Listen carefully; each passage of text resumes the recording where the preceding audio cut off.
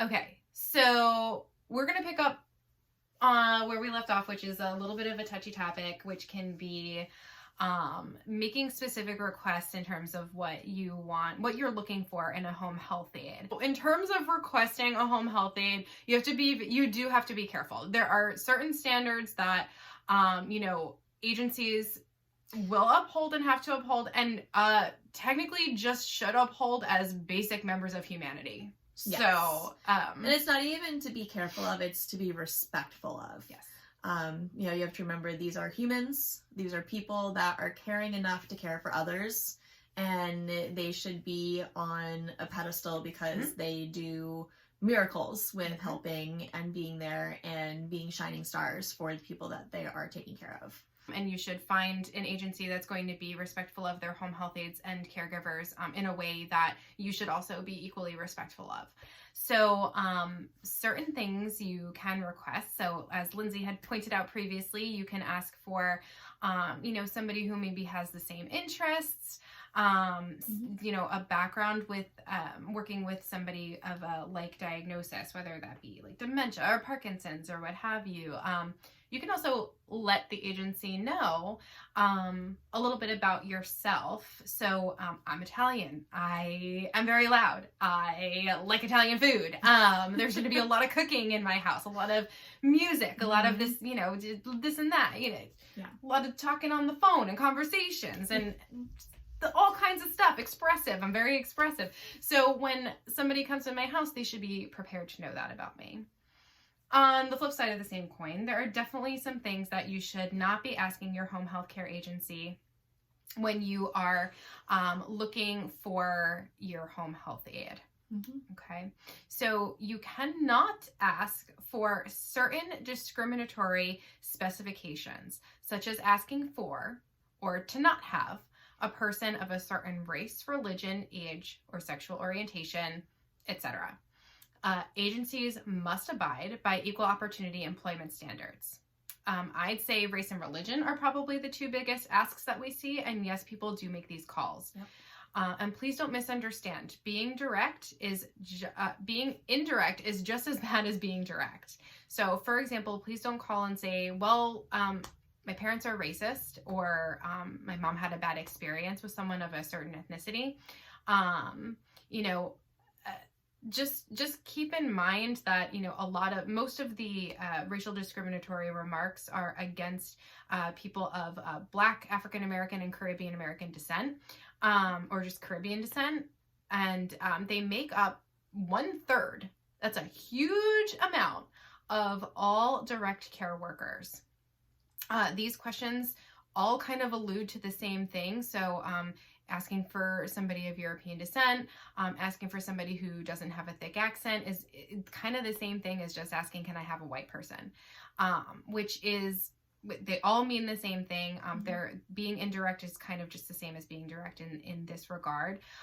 And your agency, if they're a good agency, can't and won't fulfill these kinds of requests.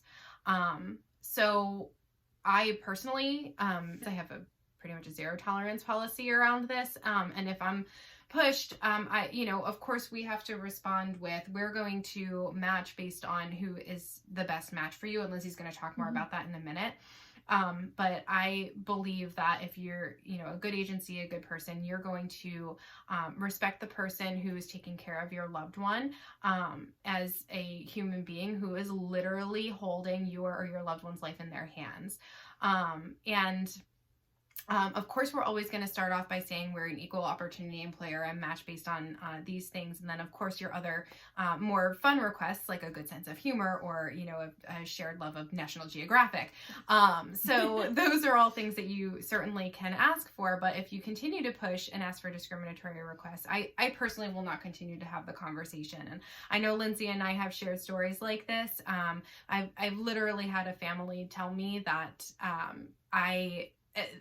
they were doing me a favor by giving me business, even in the midst of asking for very discriminatory requests. And, I did tell them that my company was not going to be a good fit for them because that is not something that should be tolerated. And this is a difficult conversation to have, and these are conversations that we do encounter. So, please be mindful that we are relaying stories and situations that we have encountered. This is not us making up scenarios. This is real life stuff. So please keep that in mind when you're making special requests for your loved one's care. And you, again, need to approach care with the utmost respect for your aides. I think that obviously it is an issue that is sadly not gone yet. Present day and past day, we're still experiencing it, whether it is for the young families or for the elderly. Obviously for the older families, that is a generational thing. Something that is not going to go away, and is something that is very real. And with these things, that we want to make sure that, or they want to make sure when it comes to an agency, that they, again, aren't going to have a failed service for your family. I think that is important to be honest, but I think that, things that are more of someone of this experience, or, talking about these matches, but you also want to make sure that if there are going to be any type of, awkward situations in the home, that you are honest with them, but don't expect for them to look for someone of a certain race or a certain ethnicity. These are people. And it doesn't matter what race, what ethnicity, anything like that. They are the people caring for you, and they do one heck of a good job doing it. And that's what is the most important when it comes to the person that is working with you. Again, everyone is equal opportunity, and they will find the best match for you. No matter what kind of person they are, that they will find the best. But I think that's really good to give as much information so that they are prepared for if there are any, situations, because they don't want to put their home health aide in an awkward situation for them too, because that's not fair. It's not fair to put someone who is going to care for you in a bad situation, and that's something the agency does want to avoid. And making sure that you have that, you get the information, but don't expect for them to look for something that's not equal opportunity, and that they are the people that will take care of you, and that that's what their job is. Their job is that they love taking care of people so much that they are going to help you. And that you should be thankful for that in general. And it doesn't matter what type of race or ethnicity or age they are, that they have the agency is going to match you with the best experienced person for it, the best type of person for it, the best personality for it, and the best skill set for it. And that is really the most important. And I know that Lindsay and I were actually talking off camera, and just to have a little less scripted of conversation. But I think that what you're saying is super important, because, sometimes I do think that family members come to us and have this conversation or set this expectation, and we all kind of gear up for, kind of a not great scenario. And then it turns out that the aide gets in there, and your mom or your dad absolutely loves them, and it's a beautiful situation. So, I think that sometimes the race or religion or sexuality or what have you, whatever the discriminatory factor is, that is, it feels like an elephant in your life is actually just a mouse. And at the end of the day, like I know that's such like a weird random thing to say, but no. I think at the end of the day, like, what matters are these other matching pieces in terms of like personality and interests, and experience. So those are all things that I think that you'll be so pleasant. I think if you like let the discriminatory factors take over your life and your concerns, that's going to be the focus. I think that you need to sit back and let the professionals do their jobs, to be honest with you, because you'll be surprised, pleasantly surprised. I think that, one of the funniest stories I probably had when I worked in home care was that I was sitting in someone's living room, and I'm not going to say the ethnicity or the race or the gender or anything like that, but this person, the person was a female. Gender wasn't an issue on this, but she had the person that had been caring for her as a private person and loved that person. You know, was so upset because that person was going to, you know, the person was moving. And so they had to find someone else that can be able to take care of her. And so I sat there and I actually had this exact conversation. And this person was like, you know what, like, the person I have right now is this ethnicity. I want this because I've heard that this is the best. And I looked at her, and even before I could say anything, the home health aide that had been caring for her for like 10 years looks at her and goes, but you just interviewed a home health aide of the same ethnicity and race as me and hated her. I was like, well, I don't even have to say anything about equal opportunity because that just proves my point. You literally, that part is minuscule. It really, not even minuscule, it's nothing. It is literally zero on the table. And it was just so comic relief for me that I didn't have to have that awkward conversation because she just had it right there. And, you know, the person just looked at me and was like, oh yeah, okay. Right. And it was success. It didn't matter what type of, you know, person was in there, as long as it's a great match for what the needs are, personality and skill set. Yep, and I think that these conversations are very reflective of a lot of things going on in the world right now, and I think people just want to be recognized in general for who they are, and their abilities in life and what they can offer and bring to the table, and just, you know, being a good person. And I think that's all we're really asking here is that when you're calling and talking to your agency or your potential agency about finding a match for your loved one, that you're remembering that. You're remembering what's going on in the world, and you're remembering that people are people, and you know, it's very important to treat them as such, especially when they are providing what could potentially be life-saving care for your loved one. So I just want to, that's a difficult topic. I think we did a pretty okay job. Yeah. We always do want your feedback, so if you have additional questions or comments or thoughts and you'd like us to go over them at another time, or you just want to ask us a question privately, please message us and let us know. We can of course revisit this topic in another conversation. Yes. But that's what we have for you on this.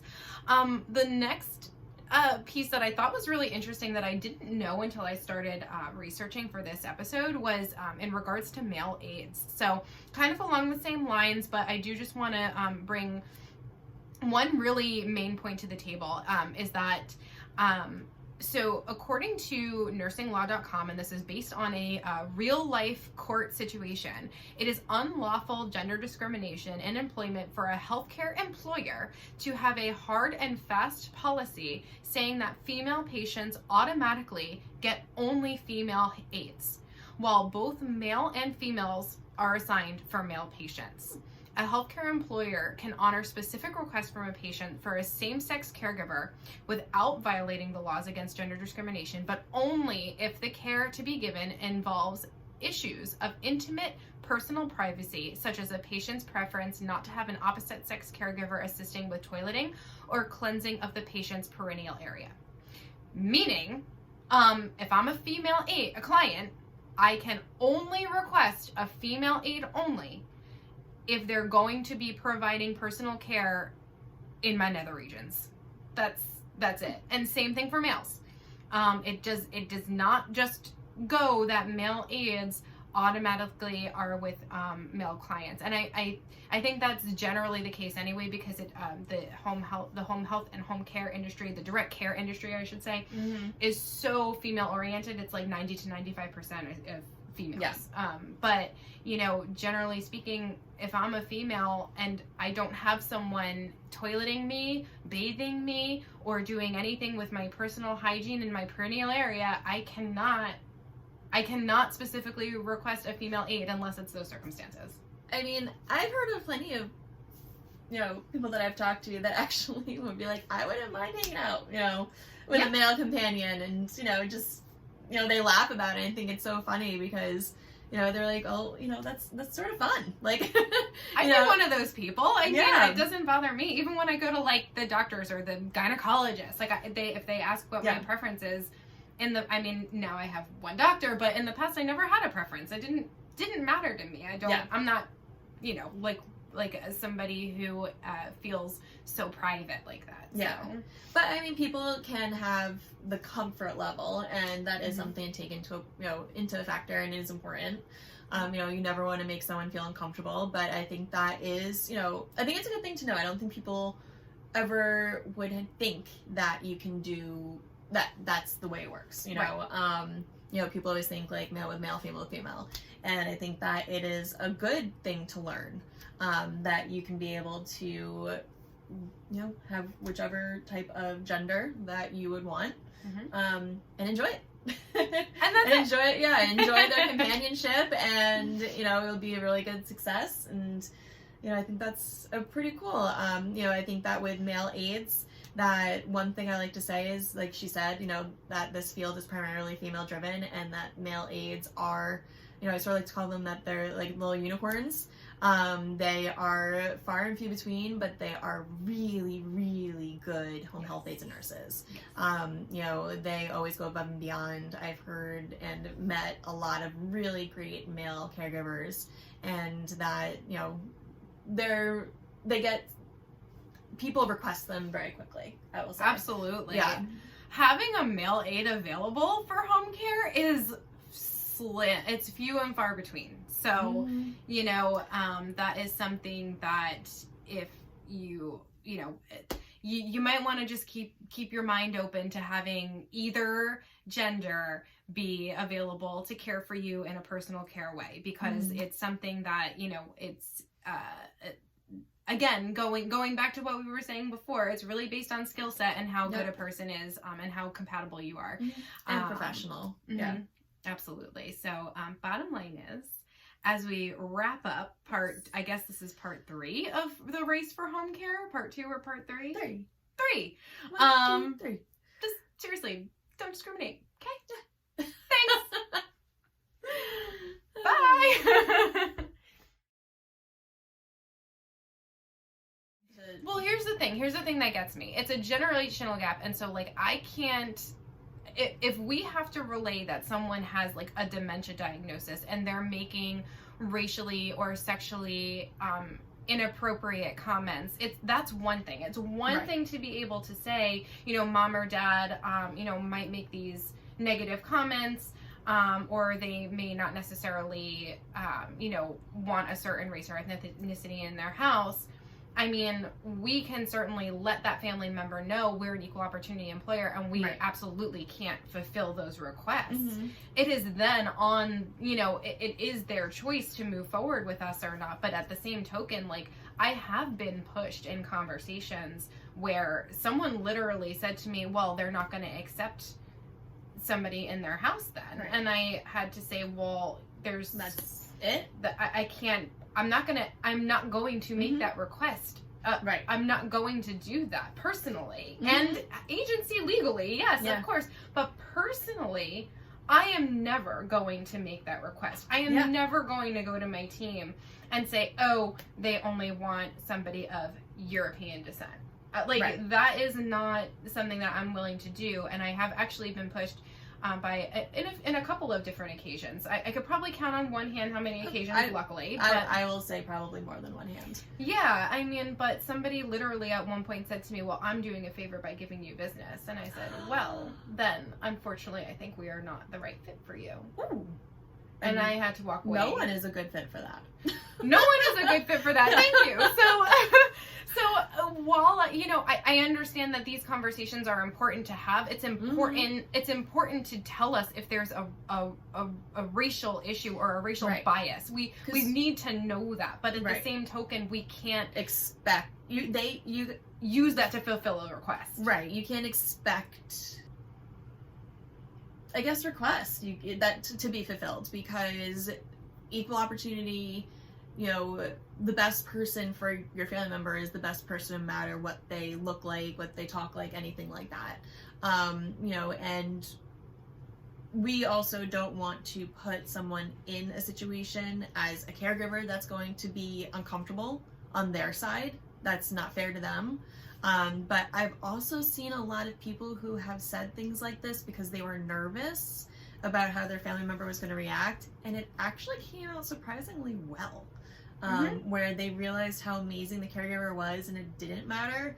And I think it's surprising. I think a lot of people are very nervous too that, like, you know, mom and dad have said this, or, you know, my aunt and uncle or whoever it is, you know, have said this in the past. But sometimes it's just getting to know the person, and personalities matching is a really big step to it. But, you know, just to circle back to it, equal opportunity, asking for a race preference or ethnicity preference is not something that is going to work. It's not accepted, and it should not be accepted. And, you know, on behalf of all home health agencies who have to take these requests from people, who have to answer to these requests that are very, very unfair, they're uncomfortable for us, but more importantly, it's a terrible position to put the aide in. And it's just a mindset that no one should be of. It's just the truth. I mean, like, just be respectful of people in general, especially the person who's going to be literally taking care of your life in their hands. Yes. So that's what I have to say about it. You could tell I feel pretty strongly about this. You know, and I don't have any problem saying that. So.